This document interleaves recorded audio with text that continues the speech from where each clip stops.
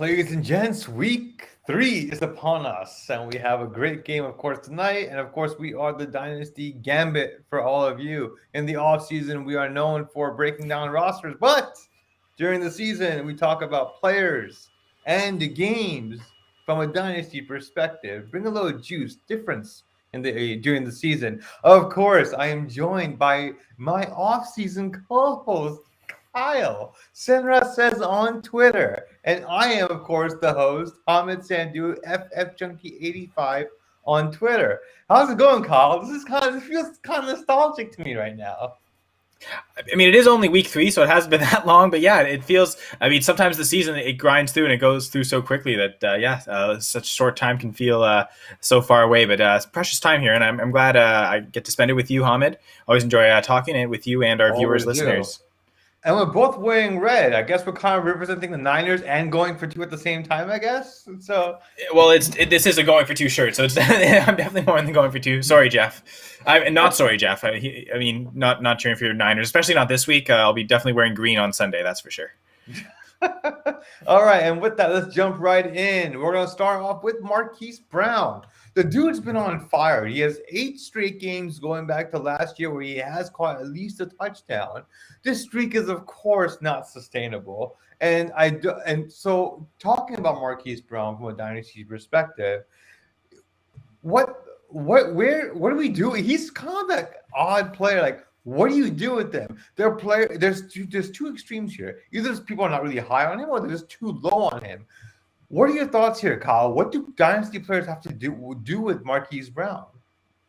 Yeah, I mean, like you look at what he's doing right now in full point PPR through 2 games, he's the wide receiver 8, and that seems like it's his ceiling, right? So normally it would be sell players on their ceiling. I think at some point we're probably going to talk about buy low, sell high on certain players. He would be a good candidate for that now, but he's also, I believe, leading the team in targets, and so the volume is there. So it's not as if the production is necessarily unsustainable, maybe to wide receiver 8, but certainly be at least a top 20 wide receiver. He can maybe sustain that with that type of volume if he is the number 1 target on the team. But I guess that is he going to be that for the whole season? Mark Andrews has kind of shown to be that at times. I know Brown did lead them in targets last year, so it's not as if he can't do it for the whole season. He definitely has before. Is that really saying a whole lot given the way the offense is going? Look at these numbers for a moment. The number of routes he's ran, he's 57th on routes ran. He's 22nd in targets, although he owns 31% of the target share, which is 4th amongst all wide receivers. And he's 55th in snap share. So it's not like the guy's like on the field a ton or he's just running like 100 routes a game. It's extremely efficient. This is insane efficiency that he's performing at. So that's where, at least from me, at least from a dynasty perspective, like you just mentioned, I think this is a top point where you sell him, actually. I will never be comfortable with him on my roster to, 1, maintain this, and 2, give me even consistent wide receiver 2 production. I just don't think this type of efficiency we've ever, 1, seen, and 2, is sustainable. Yeah, just looking at, I mean, this is above his career average in both yards per reception and catch rate. So, like, just in terms of 12 for 16, that's pretty impressive. Is that something where catch rate? We've seen players as they've come in the league, increase it, get better. So, is that showing that he's improving, or is it just these 2 games have been an outlier? So that'll be interesting to see as the season goes on, of course.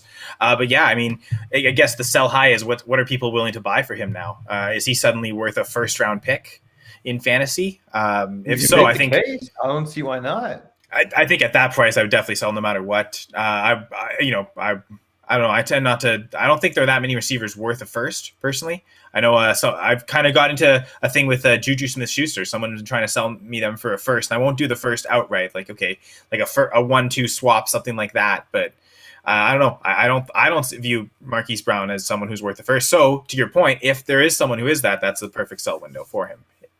And not only that, now if we move on to Bateman, of course, who had a core muscle surgery over the offseason and is on IR currently, expected to come back in the next couple of weeks, there is a chance where he may eat into some of these targets, and that efficiency, even if he maintains it, I don't think it'll help from a fantasy standpoint. His numbers will decrease.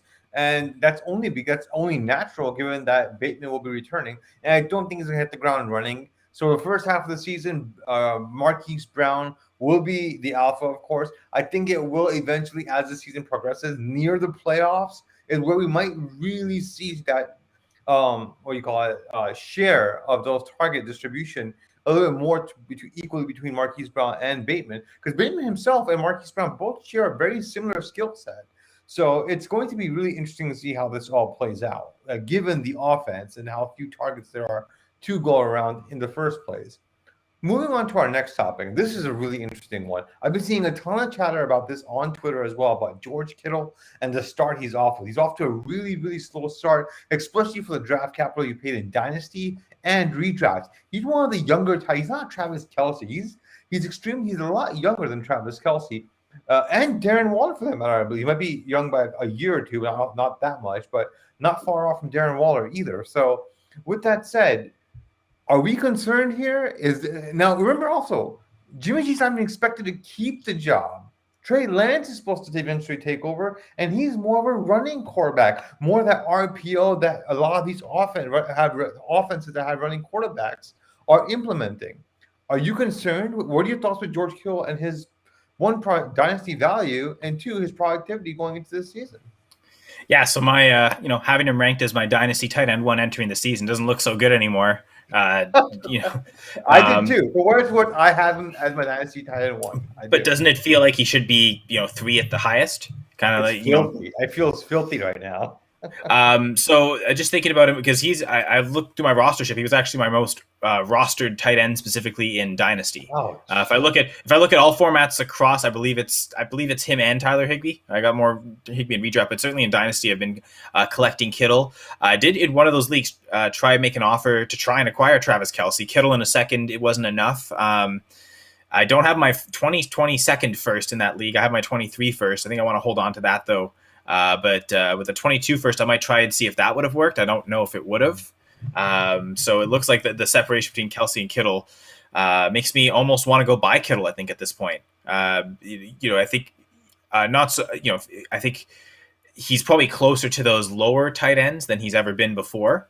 Can you upgrade from an Andrews to? I guess Andrews kind of had a poor start, but like a Logan Thomas or a Fant to a Kittle is probably closer than it's ever been, at least over the last few years. So if you're looking at that kind of upgrade, I think that's a good way to go get Kittle, is to upgrade those quarterback tight end rooms. I know there's one league I've got Noah Fant in, and since I've drafted him, I spent a first round pick on him, and I've not been able to recoup value. So this might be a way to kind of get out from under him and go to acquire more shares of Kittle. I think at this point is kind of ride through that and hope that that young productive tight end that can.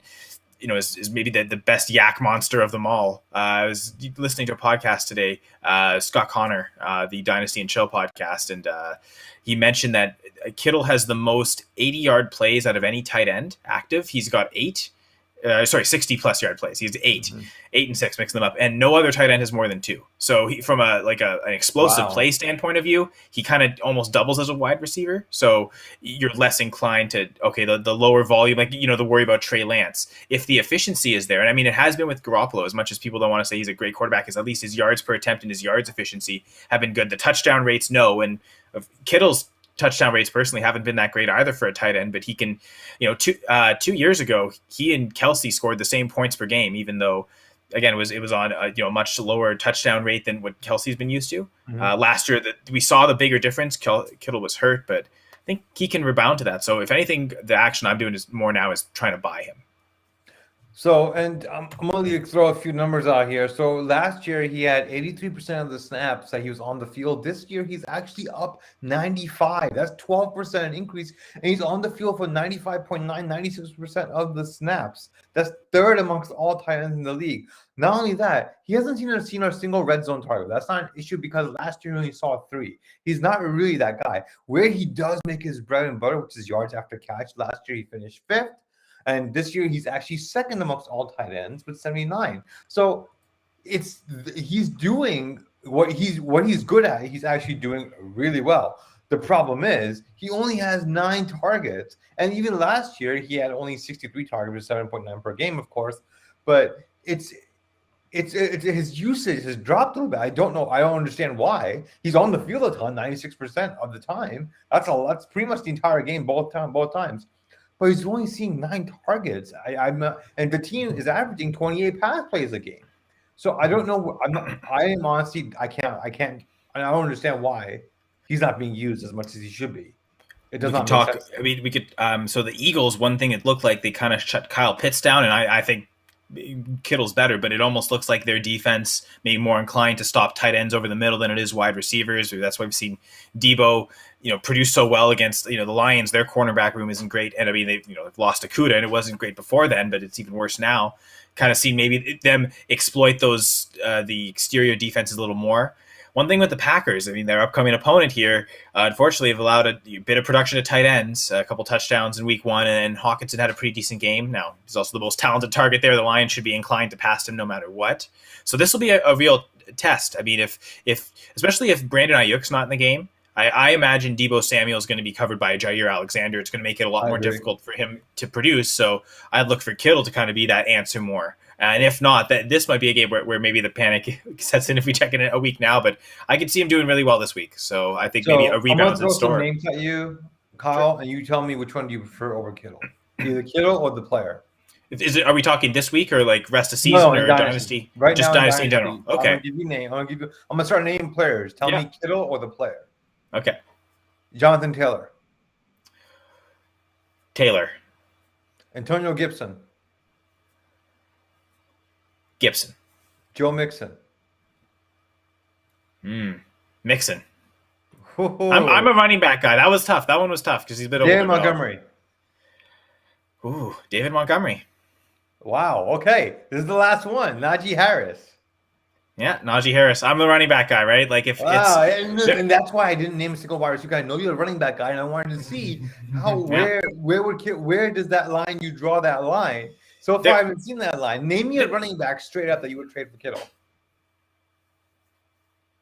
Go down the list. Hi, Josh Jacobs. That's not saying much to you, though. I'll give you a better example. You know that's not saying much to me. I tailored that answer to you. Miles Sanders. How about this? Chris Carson. Okay. Or George Kittle. I think I'll go Kittle. Yeah. There we go. We draw the line. Okay, last one. DeAndre Swift or Kittle? Swift. Oh, wow. Okay. I have Swift. That's the I have Swift a lot higher than some of the guys you mentioned earlier. So once I got past, I have Swift higher than Gibson still. So once I made that decision with Gibson, Swift to me is kind of I still have him as a top 10. Top 10. Where I've had him all season or all off season. And in Dynasty, okay. Yeah. All right, so the doc says, sorry I couldn't join tonight. Hey, doc, it's all good. Life, you got to do what you have to do. Well, it would have been great, though, to have all three of us back together. That would have been fun. A little mini reunion. I mean, he's here in spirit. He's here in the comments. So we can call it a little reunion. So you are here, Doc. All right, and we have ourselves a question. Jeremy Hatter says, should I sit CEH and start Rondell Moore or Pittman over him for my flex? CEH is killing me. He is killing a bunch of folks. Kyle, what are your thoughts here, man? Yeah, this one's tempting. This is an interesting I would say with Pittman, knowing what Jacob Easton's going to be like is difficult. I mean, the Titans' defense hasn't been that great, so maybe Jacob Easton's fine. But I wouldn't risk it on him coming in making his first start of the season. So I wouldn't do it for Pittman. But Rondell Moore is interesting. That Cardinals offense. I think they're playing the Bengals this week. The Steelers are playing the Bengals. I believe so. The Cardinals are playing the Jaguars. Sorry, I remember I picked them up specifically because Lawrence is throwing all these interceptions. Yes, so playing the Jaguars defense, I could see Rondale Moore producing really well against them. I'd be tempted with Moore, to be honest, knowing that. Yeah, Jeremy had it for us. Thanks for clarifying, Jeremy. Yeah, the Jags. So I think I'd go Rondale Moore actually. So okay, this is the running back guy, right? Sorry, what was that? I'm the running back guy too, right? You are the running back guy, so I feel like your answer's a little skewed there. All right, so the thing is this with Rondell Moore, he hasn't seen over 50% of the snap share in any game. So he's only been on the field. So last week was the first time he hit 50 actually. So he's been on the field for half the snaps. He ran only 22 routes. That's not really a whole lot when you take the entire. Given that the Cardinals are the fastest moving team, they are the fastest offense, which means that they're actually running the most plays in very quick succession. So they were number one in plays per game last year, and I believe they're top 3 this year as well. He did have 8 targets, and in both games he did have red zone targets. So he is getting funnel targets.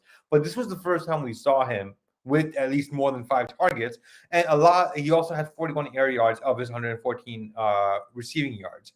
I want to see more consistency before I trust more. Because remember, though, if you go back and watch the game, Christian Kirk was involved heavily in the first game, and he was also in the second game. If you had Christian Kirk, I would have said start Christian Kirk over CEH.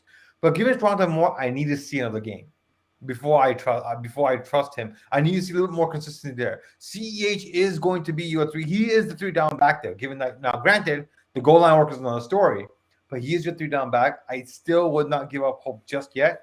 But I think CEH is now officially, at least for me, middle to low RB2 moving forward until he shows otherwise, which I don't think he will, because he's not even being utilized in the passing game that much, which is a bit concerning. So my answer, though, as tough as it is, I'm going to go CEH.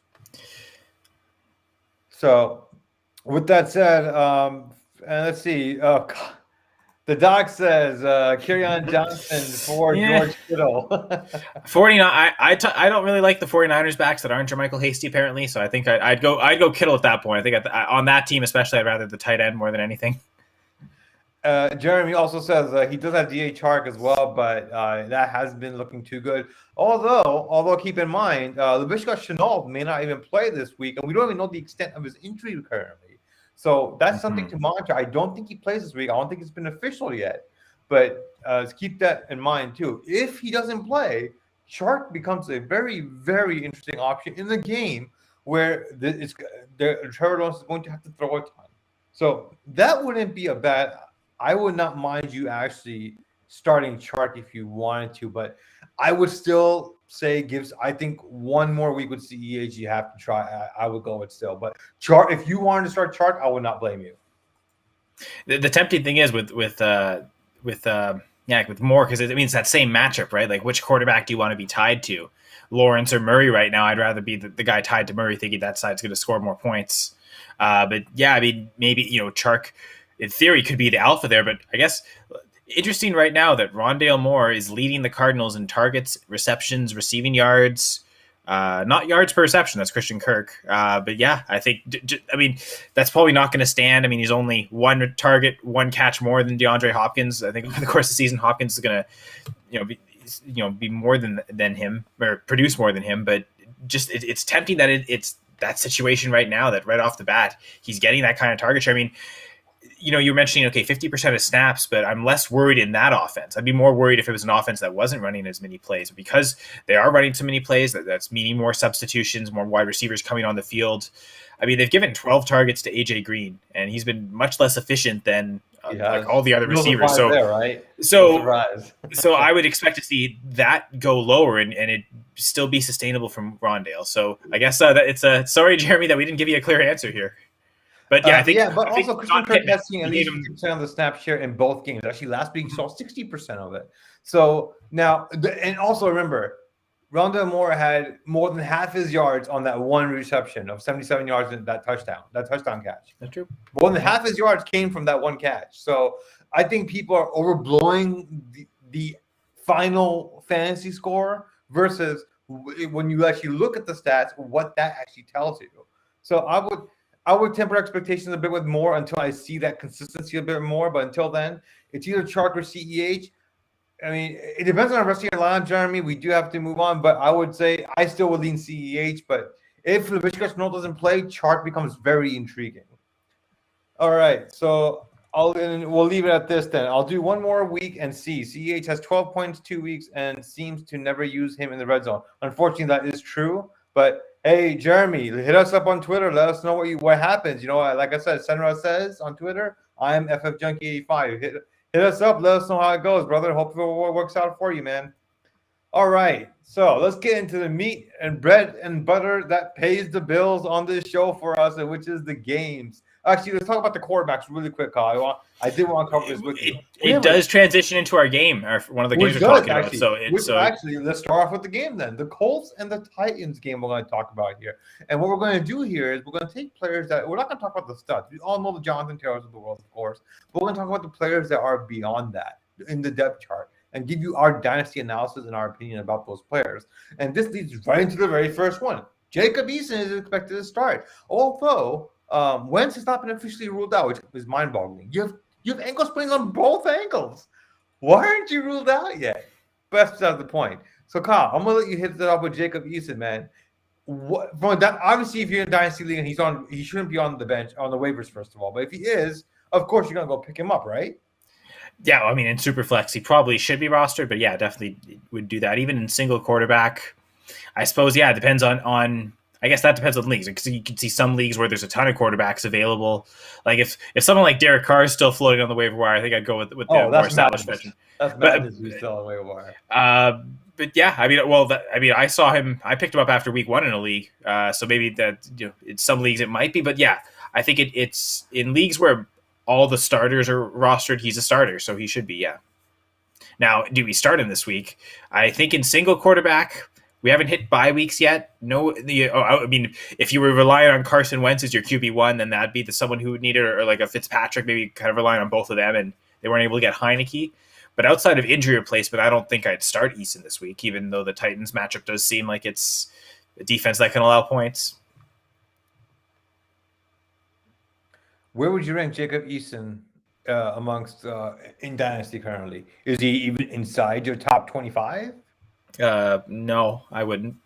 I figure there's at least there's at least 25 guys that are kind of more established to be starters all year. I mean, maybe we can rely on Carson Wentz getting injured, but we really shouldn't just say that Easton's going to have that the whole season anyway. Right. I guess there's not much competition behind him, unless you believe the rumors that Phillip Rivers might come out of retirement to join them. But outside of something like that happening, he's probably got it as long as Wentz is hurt. So you could maybe rely on him to be a starter, but I mean, they get 4th round pick in the rookie draft. Let's see how much he produces, like what type of ceiling he can provide. That will be a run heavy team too, so I don't see them having like a ton of upside, ton of good floor either. I don't know if the ceiling's there, so no, I have him still outside the top 25. And also, and before we move on to the rest of the players in this matchup, of course, Easton does go up against the Titans, who just faced, of course, Carson Wentz. I mean, sorry, not Carson Wentz. They faced Kyler Murray and also Wilson. So they got absolutely crushed by both of them. So don't look into the defensive stats a whole lot and say, oh, my God, it's a great matchup. You just faced Kyler Murray and Russell Wilson. So I believe they gave up 70 points combined to both of them. So I wouldn't read too much into those stats. I do think this is a shy way to – I think this is not a bad idea to stream the Titans' defense, actually. Because remember, last week when Wentz got hurt and Jacob Easton came in, he threw a pick to Jalen Ramsey. I think it was a deep shot. He took a 20 or 25-yard pass that he tried to throw, and it was intercepted by Jalen Ramsey, I believe. So he is aggressive in his throwing. So if there's the over-under of one interception in this game, I would be tempted to take the over here, just because of the player that Jacob Easton is. He's a bit of an aggressive guy, which is not a bad thing, but it can lead to turnovers as well. I think this is not a bad spot to stream the Titans defense, but also at the same time, this is a great opportunity for us to see what Jacob Easton can do. And if he can at least hold himself together, like we're not expecting him to be Tyler Heineke or anything like that, but if he can at least sustain an offense and at least move the ball, that would be at least encouraging. It's his first start, so let's not read too much into it, but I'm very curious to see how this goes. Having said that, though, what do we do if Jacob Easton, let's say, takes over the starting job altogether? The running backs, Jonathan Taylor and Nyheim Hines. I think outside of those two, you're not trusting anybody else on this offense this week. Is that a fair statement, Kyle? Just because there's no one else, I could see Pittman getting a lot of volume, so I'd be willing to play him in the right circumstances, like not over guys like Rondale Moore and CEH I mentioned, but there's another league where he's kind of my wide receiver 3. I believe Dalvin Cook's questionable, and if I can't pick up anyone to replace Dalvin Cook at that 4 o'clock, I'm going to have to take out one of Cooper Kupp or Godwin to kind of have as that emergency backup. Like if Cook doesn't go, I can play one of them. What I'm trying to do is hoping I can get – well, then in that case, Pittman would be the guy to go. What I'm hoping happens is that I can pick up someone in that 4 o'clock range, and then just play them instead of if Cook's out, and I can have the two other guys go. But so I'm considering Pittman in that league. I know there's another league where he's kind of is my wide receiver one. I'm kind of starting him every week anyway. So there's a few circumstances where I would start Pittman. But yeah, outside of him, it seems like Zach Pascal's scoring a touchdown every week. I mean, do we think he can? Like it? And here's the thing. And I do agree with you. The Titans, good streaming option. I did pick them up in a league, knowing that okay, they've got this matchup. I think they got the Jags next week, so that was kind of a 2-week look at it. Like, okay, I'm going to pick them up for basically both of these matchups in a row, and so, or maybe it was the Texans. It was one of the. I remember it was 2 divisional matchups, and right now that's where all the poor quarterback play is happening. But Carson Wentz wasn't really playing that well. So does this hurt the Colts offense overall from where Wentz was? I mean, a lot of it was he was throwing a lot of underneath yards per attempt, incredibly low, under 4 yards. So a lot of it was going to the running backs anyway. So I feel like that's just going to keep being the game plan. A lot of targets to Taylor and Hines, like you said. Those are probably the 2 best starts. But Pittman can do some of that too. Like they'd like to throw some underneath and let him work after the catch. So I would say it's probably going to be really condensed on those 3 players. So before we move on from this game, because I mean, we're all pretty clear about we've talked about Titans in our previous show as well. But I want to talk about Jonathan Taylor with you for a second here.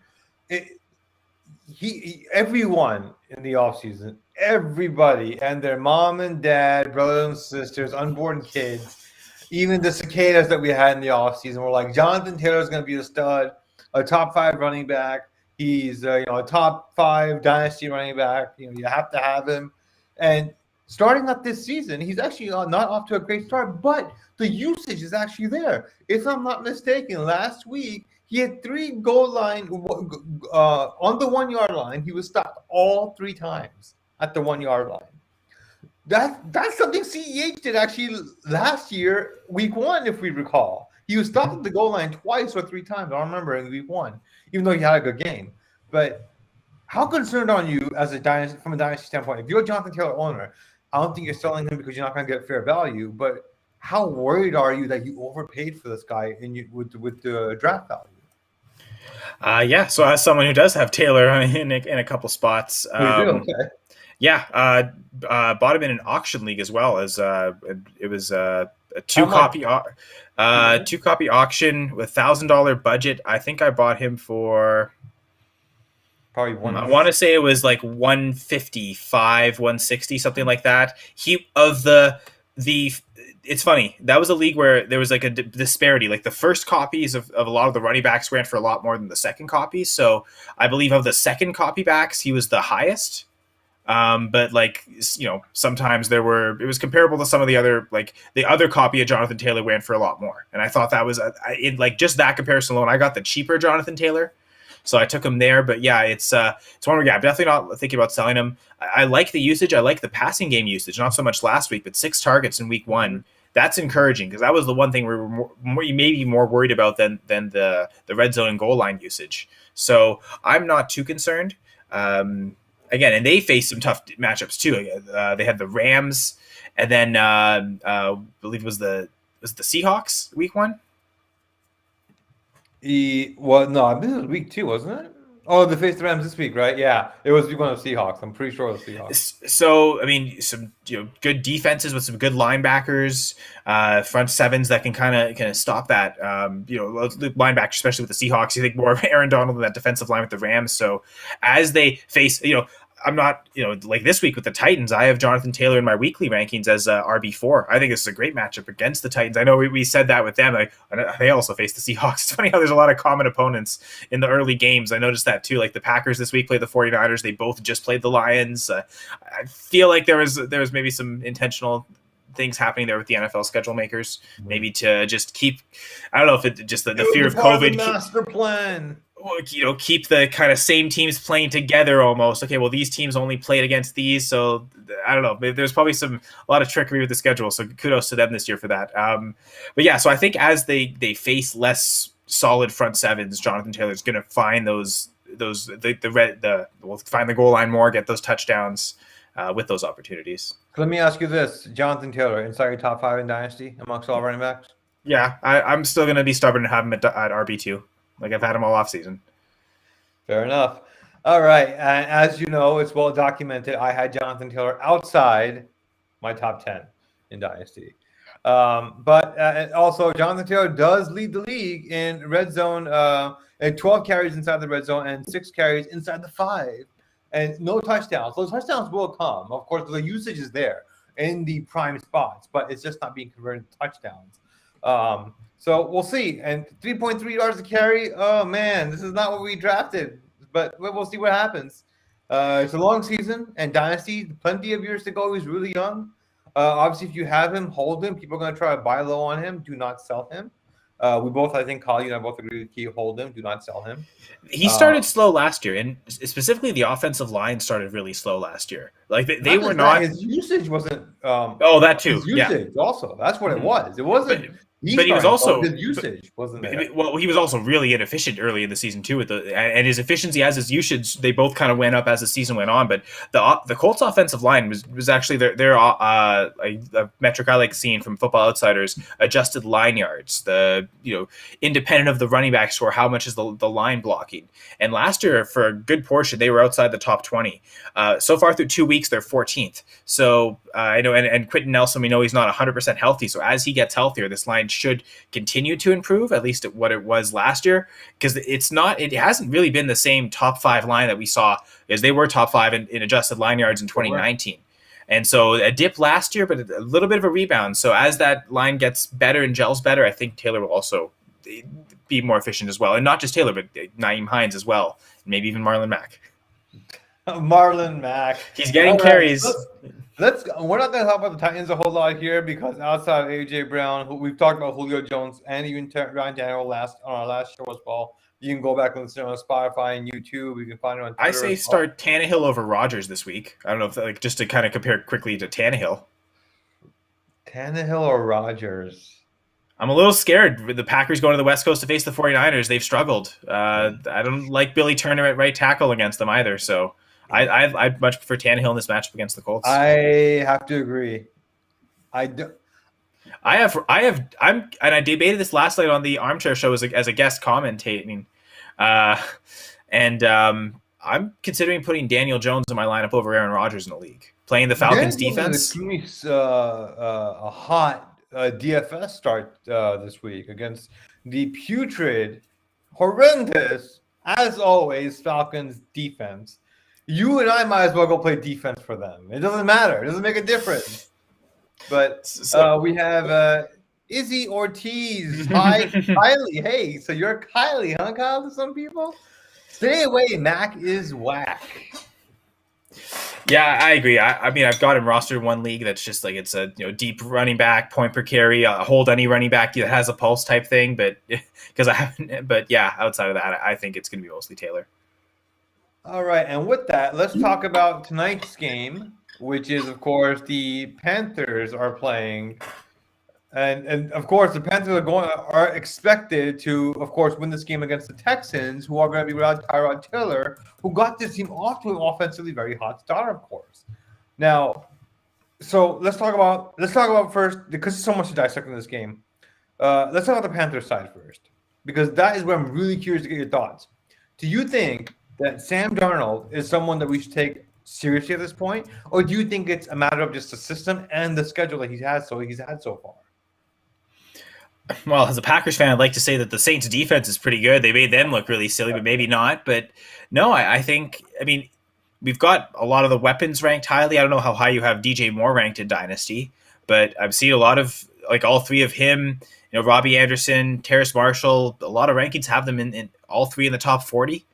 And so, some of this, this production has to come from somewhere, right? If all these receivers are going to be successful, it's because we expect the quarterback to be successful as well. And in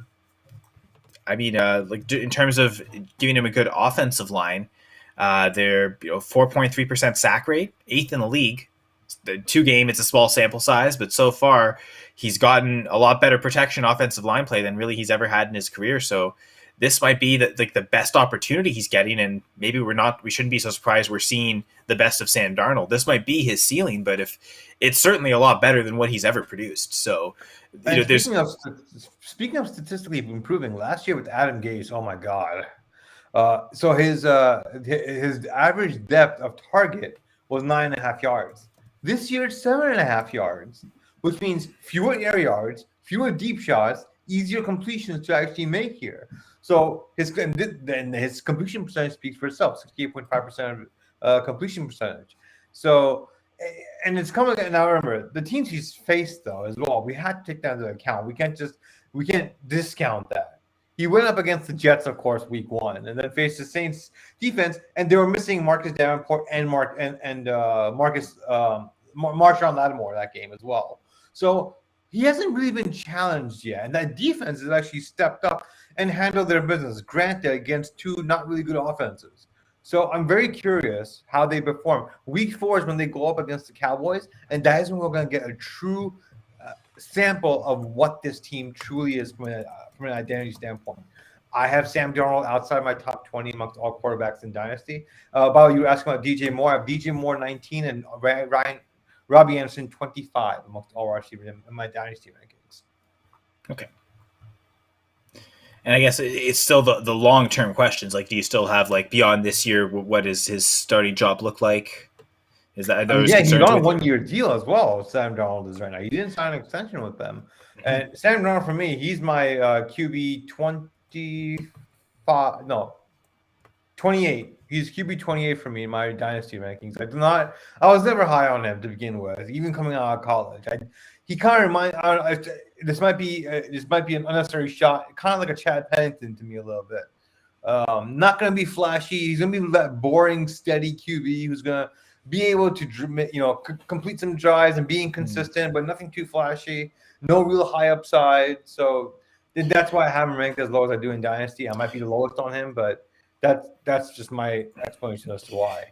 Yeah, so I don't like to overreact, so I haven't actually changed my Dynasty rankings yet. I've been doing most of my weekly rankings. I usually wait 4 weeks, give a good sample size, and then make drastic changes. Entering the season, I had Sam Darnold 26. Mm-hmm. Just looking at my rankings now, I could probably go as high as 22. If he continues to do this, I could see top 20. But yeah, I'll say up inside the top 25. Yeah, and I'm with you as well. I might consider. I want to see first how he does against the Cowboys. I want to see him. Could I expect that game to be a high-scoring game? I don't think that's gonna. So if Sam Darnold can show me that game that he can be competitive in that game and keep up with the Cowboys, assuming their defense doesn't stop them, then I'll be okay. I'm a believer. Okay, there is potential here that he can grow to be more than just my QB 28 in my rankings. But there is potential here. I think the system is built perfectly for him. If there was a system for Sam Darnold to land in, this was the system for him.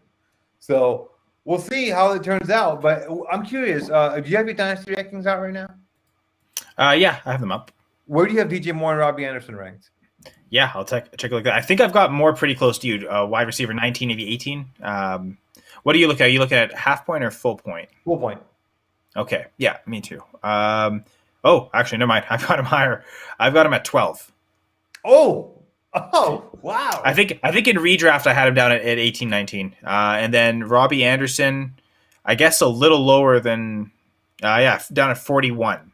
So a little lower on Anderson. Dynasty? Yeah, that seems off. When wow, he's last published. 41. That's who's next to him? I need to know now. That's true. Yeah, no. I've got Michael Thomas ahead of him. Actually, yeah, there's a few players I'd much rather have than Anderson. Michael Thomas at 22. I'm trying to see. Maybe these aren't my up. Yeah, I guess like I said, it's been a couple weeks since I updated them. But even that seems low. Yeah.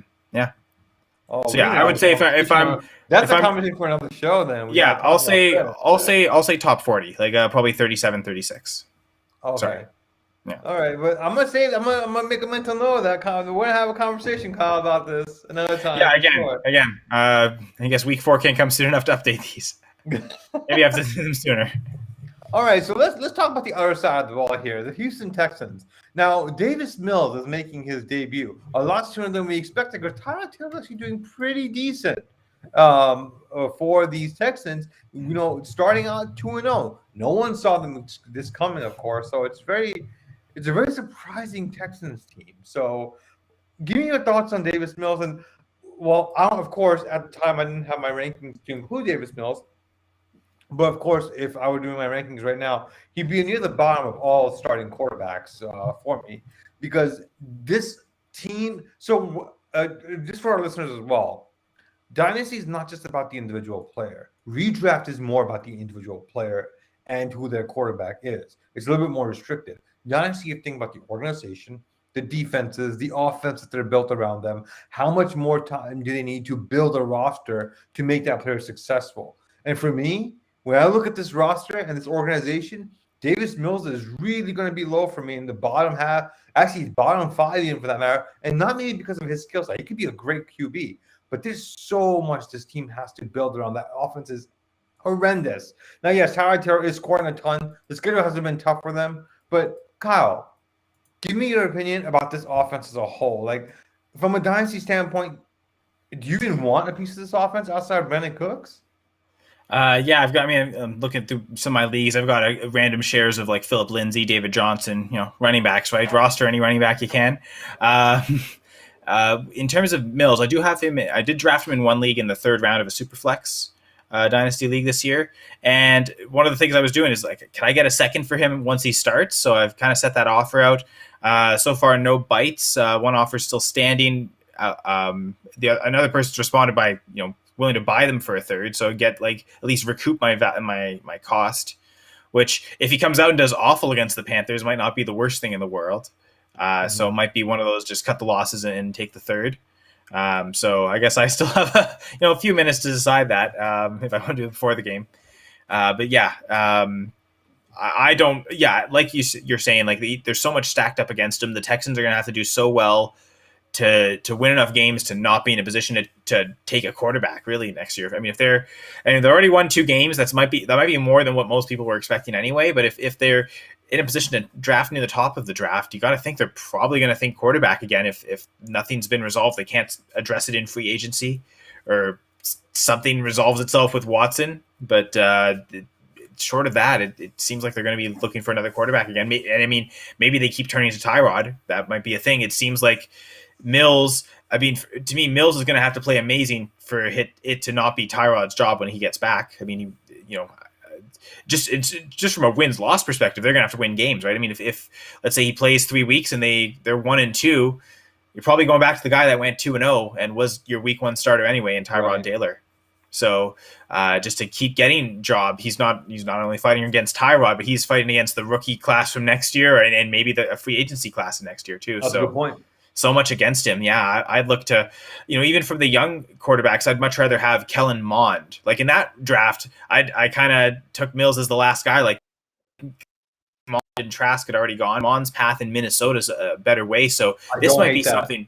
This might be something where if I can't get the second, I might look to the Kellen Mond manager and say, well, do you want a starter that's starting now? And at least it's better than the one you're waiting for behind Kirk Cousins, who seems to be doing well, and kind of ride out that situation more. So that might be something I'd look to flip Mills for Mond if you want to stay with that young quarterback, if you can't get picks outright. Again, I'm tempted just to get the third for him because I don't think that's what I paid for it. Like, I don't know that he's ever going to be worth more anyway. Like, it's kind of hoping, okay, can I get someone to get a second just because he's starting? Well, maybe if he does well enough, that could be on the table too. So we'll see. I'm not sure what Izzy Ortiz is referring to. Sammy the Bull, Sammy Watkins, Sammy MVP, Sammy got game. Sammy Watkins, Sammy Watkins. Maybe, I don't know. How many Sammys are there in the NFL? But Sammy, Debo Samuel, maybe, I don't know. Can't be Curtis Samuel. He hasn't played yet. Maybe Curtis Samuel, who's still trying to fix a groin. So who knows? Also, keep in mind, Mills is going to be without Nico Collins and Danny Amendola, so it's really going to be Brandon Cooks. Yes, notice that. No rookie tight end Brevin Jordan either. See that he's still inactive. So for them, I guess you've got Pharaoh Brown. Who else will be at tight ends? Like still Jordan Akins. So those are the kind of your main two looking at for tight ends. I mean, really anyone besides Brandon Cook could be number 2 on the team in targets. So. Chris Conley is not a bad choice for anyone who's playing either DFS or in dynasties, and you have a slew of injuries, and you need somebody, a streamer or someone who can give you a Hail Mary. Chris Conley's not a bad option. He did play about 90% of the snaps last week, so He's not. So he's worth a shot if you're really, really, really desperate. And of course, with that said, if you can avoid it, of course, please avoid it. All right, so let's close out the show with what we like to do is buy low and sell high. Oh, and Izzy, you are referring to Sam Darnold. Oh, of course, Sam yeah. Darnold. Sammy Darnold, right? How dare we confuse him? That's right. I'm not sure if you're a fan of Sammy or are you a fan of the team. Let us know in the comments. All right, Kyle, give me someone you think we should all be buying low on. I wonder. I had this. Sorry. Let me pull this up. I'm looking at Davis Mills trades. Got me all inspired based on the recent segment. But I wonder if, from a perspective, like where the Seahawks are in terms of offensive line, right? They're always viewed as not such a great offensive line. It's funny. I was talking about George Kittle. I'd rather have Kittle than Carson, but Kittle would also be a buy low there. But I think Chris Carson, if you want to buy cheap production, like if this is strictly from a contender standpoint, I think of that. Like, so the context of this buy low, if you're contending, if you want to win a title, you might be able to get great cheap production from Chris Carson. There really doesn't seem like there's much behind him in terms of talent to take away the valuable touches. They never really throw much to any running back, so his passing game involvement isn't great, but their offensive line, mentioned the adjusted line yards earlier. So far through 2 weeks, they're sixth, 4.82 yards. The line's blocking per play, again adjusted per play. So through Football Outsiders metrics on terms of how they determine that, but puts them sixth in the league. Not like what we expect again for the Seahawks. That offensive line always struggling, but so far this year they've been really good. So Chris Carson might be someone who constantly viewed as never more than maybe a top 20 running back. If you throw a couple seconds at someone, it might be enough. But even if you're contending, you don't think your first in 2022 is going to be that great. I especially in a single quarterback lead, I'd throw that out to get Chris Carson. Feel like you could maybe get Carson and maybe a later pick added. Right? It's not just a first straight up. So that's the kind of guy I look for that could outproduce the value of what you're giving up. So Chris Carson. Chris Carson did just sign a 2-year deal with the Seahawks after testing free agency. So I would. That's not a bad idea at all. At least for 2 years, you have yourself a high RB2 with RB1 upside. My buy low candidate is Javonte Williams. Now he is in a timeshare, literally a timeshare with Melvin Gordon, just about as 50-50 as it gets. But I think the window is closing now in Dynasty and even redraft for that matter. That window is closing now because they're going up against the Jets, who just got torched for 2 touchdowns by the running backs for the Patriots. James White had one, and so did Damian Harris did have one as well. So, and not only that, of course, did Christian McCaffrey. Everybody gives up yards to Christian McCaffrey, so it doesn't matter. Let's not even count him. He is irrelevant. He's a cheat code. But they allowed 4.1 yards per carry to the Patriots running backs, and we like to believe that Javonte Williams is, in my opinion at least, I think a better version of Damian Harris. And I think he's actually better than Melvin Gordon for that matter. So I think this is your room to actually try to buy low on him. Williams, he's not only he's not getting enough touches, which is why he's not getting that volume or that touchdown that he hasn't had one yet. The reason is because he's in a time, so he's not getting enough touches, but he's 5th in evaded tackles and 3rd in juke rate. So he's able to create those yards and have defensive players actually make him miss, and actually pick up extra yards. He just needs that volume to take that next step into the next tier where he can at least start to enter the high RB3, the low RB2 range. For that to happen, though, it's going to be a little time, but this is your buy low window. I think now is the time to buy him before his price increase. I think in Dynasty, I would be very comfortable with putting Javonte Williams. I was ranking right now. I would put him inside my top 24 amongst all running backs. That's how high I am on Javonte Williams in Dynasty. I believe I have him top 24 as well. Take a look at my rankings right now. Let's pull them up. And Kyle, while we're also doing that, you want to go ahead and give us your sell high player in Dynasty. So I actually have Javonte Williams at right next to Chris Carson. I have Chris Carson at 18, Williams 19, and Josh Jacobs at 20. Oh, you don't want to know where I have Josh Jacobs, Yeah, right? I know. That'll always be too high. But I mean, Williams at 19. I mean, I guess I like him too. I know Izzy's happy with both. But one of my buy high is kind of related sell high is related to a buy low. Earlier mentioning George Kittle, but Deebo Samuel. Right now, the wide receiver 3 so far in the season. I mean, that's not going to be sustainable. I don't think anyone's going to pay that price either. But I think just in general, whoever's the wide receiver 1 or close to that, if you can get close to like any peak price on any wide receiver, we mentioned Marquis Brown earlier, Adam Thielen, wide receiver 4. I mean, he's someone if it's a single quarterback league and I can get a first for him, I'd still do that. I think he's really approaching that. But you want Adam Thielen if you're in a win now team. I don't think if you're rebuilding or a middle of the pack team, you want Adam Thielen.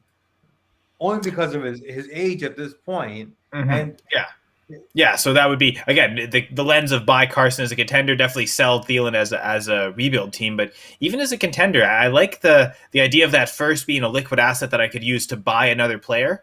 If I could acquire almost any other receiver, maybe, there might be some receivers I'd rather have than Thielen that I wouldn't be able to buy straight up for Thielen. Like no one's going to give up. What's a good example? Like a CeeDee Lamb, for instance, for Adam Thielen. But if I get a first for Thielen and I use that first and say another pick or throw a running back out, I can maybe get that to buy Lamb. So that's more the lens of selling Thielen, thinking, again, if you can get a first. I know I sold him for a second in a Superflex league as part of a package deal where I got Sam Darnold, just to circle back to everything earlier. So both of those guys, the wide receiver 3, Deebo Samuel, and the wide receiver 4, Adam Thielen, would both be sells for me right now. And I have to concur 100% with that. I would not even blame anybody who wants to sell high on Chris Carson. You can look at the other side of the table. So my sell high would be DeAndre Swift. I don't think you're ever going to get a better value for DeAndre Swift than you are right now. He's currently RB6 overall in redraft. DeAndre Swift is actually where is he in my dynasty ranking? Swift is number 19. He's my RB19. And for your FYI, Javonte Williams is RB18 for me. All right. So let's talk about his numbers so far. Yes, he's RB6 overall, but more than half that production came in week 1. And for the season, and I know it's a small sample size, only through 2 games, he's 32nd in rushing yards and 30th in carries. Let's not even talk about the receptions because that's where he's making all his money. But as a running back here, 32nd in rushing yards and 30th in carries, that's not going to be sustainable for you to maintain your RB1 status, for one. And this Lions offense has also, of course, they haven't really faced a tough defense.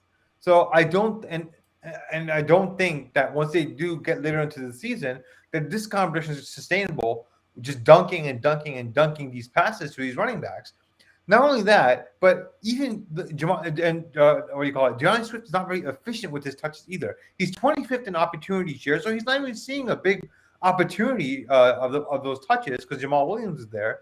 Combine that with 25th in evaded tackles and 37th in juke rate. This guy's not even producing his own yards. He's depending on the blocking that's ahead of him to create those yards. So for me, if there's ever a time to sell someone this high, it's DeAndre Swift. Last point, for those in redraft, DeAndre Swift, upcoming schedule. Ravens, he faces the Bears twice, the Rams, Eagles, and Steelers.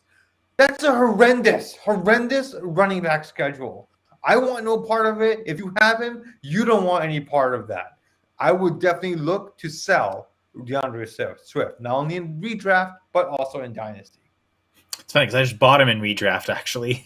Oh, did you? I hope he's not your RB2, maybe your flex. I totally get that. I think as an RB3, but I've got Jonathan Taylor and Zeke as the other two. I know you're maybe not crazy about Taylor, but I think I gave up James Robinson and Corey Davis to get Swift straight up. That is highway robbery right there. You are the thief. You need to be arrested. We need to have the FBI get you from Canada, bring you over to the U.S., and put you in a cell over here in federal prison for that crime you just committed.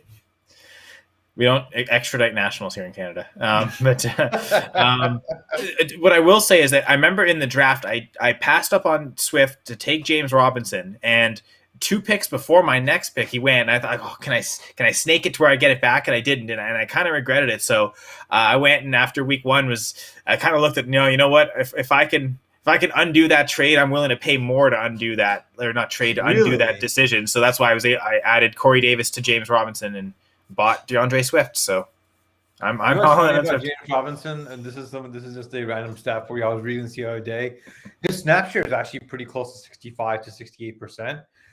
His carries increased, but his routes decreased by 50%. He had, I think, 34 or 35 routes that he ran week 1, and he got 6 targets. And then in the last week, it literally shaved in half, and he had half the targets. It's bizarre usage. So 1 week he has more carries and then half the targets, and then the next week he has more targets and half the carries. Like, it's such bizarre usage. I'm not sure what to make of James Robinson. I'm glad you got him off your hands. That makes no sense. His usage makes 0 sense to me, especially after what he did last year. Yeah, that offense in general. I mean, it seems like the Lions' offense more stable right now, so I'd rather invest in that. And at least I'm encouraged by, the efficiency has to be great with Swift, but at least the volume in the passing game. He's second on the team in targets. That, to me, seems like that could be sustainable. Like, I mean, in fact, I predicted that he would be. Maybe in redraft, I guess, if he could use, but it dropped. He didn't see the same usage week 2. But in Dynasty, though, I can't trust that usage. I can't trust this offense because there's so much that this offense needs to work on. Goff isn't the future in this offense. We all know that. This wide receiver core, Tyrell, that one hasn't even been on the field yet that very long. So it's going to be very interesting to see where all this lands ultimately. I'm very curious to see how this week plays out as a whole. But Kyle, please tell us what you do for Going for Two and where can everybody find you, my man? Yeah, so as part of Going for Two Live, we used to be part of the Dynasty Gambit in the offseason, transition in season to the Monday night 2-point conversion, the Monday night pregame show with one of actually someone who's in the comments tonight, one of our Dynasty Gambit cohorts, the fantasy sports doc, Dr. James Freddy. Doc. I also have, I'll affectionately refer to as Doc at all times. Gladys, who hosted the 2-point conversion in the offseason, hosts the Sunday mornings with you, Hamid. And which I'm plugging your show there too. But so check out the 2-point conversion Monday night pregame show, Mondays at 7 p.m. Eastern. And pregame this week, it'll be NFC East pregame show, Cowboys Eagles. So we do a lot of injury analysis, courtesy of the doc. We also do prop betting and previews for that Monday night game. So check out the NFC East version this week. That's going to be a nice one to hear because there's so much to talk about in that game. Also, Twitter handle Senra Says. Sorry, on the screen, but for those listening to audio only. So follow along at Senra Says. And feel free to ask questions, tweet out, DM. Happy to answer all and help everyone as much as possible. And thank you, Hamid, for having me on. Thank you for joining. This really felt nostalgic to me, even though, like you said, it's not even 3 weeks, but still, it feels like a really long time. It's good to always work with you, man. Again, everybody, I am the host, Hamid Sandhu. You can find me on Twitter at FFJunkie85. You can find me every Thursday, 7 p.m. right here talking Dynasty with all of you. And Sunday mornings, 11 a.m. with Gladys and the Going for Two crew, answering all your start-sit questions, giving you all the injury updates of players that are in, players that are out, and just love talking DFS fantasy football. Hamid from Kyle, thank you for listening, everybody. Have a enjoy the night watching the football game, and we'll see you all next week.